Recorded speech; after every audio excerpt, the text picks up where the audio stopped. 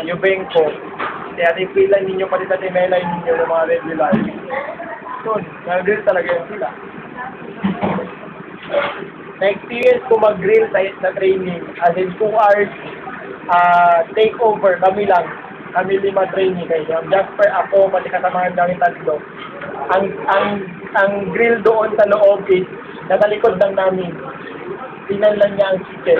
At kami na nag-ikot-ikot. Imagine for 2 hours. As in, biglaan yun. Ang init-init. Pero masaya. Kaya mantabi ko na grill station is my favorite station.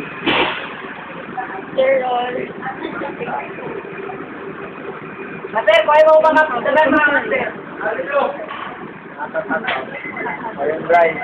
So, this time is, yung 3 minutes further grilling. So, kung titingnan mo, saan ang pwede mo pa siyang ipaluto. Oo.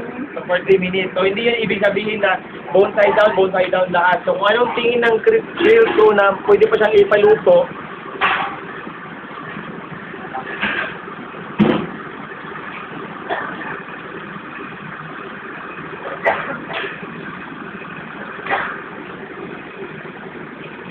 nag-start ka naman. Or ibalikan mo muna saka ka mag-start.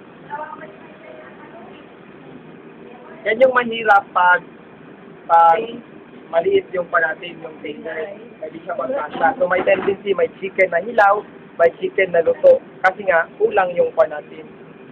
Kulang yung low flame mo, Bray. May low flame yung apoy, Bray. At least mag-steaming na yan. Low flame na lang.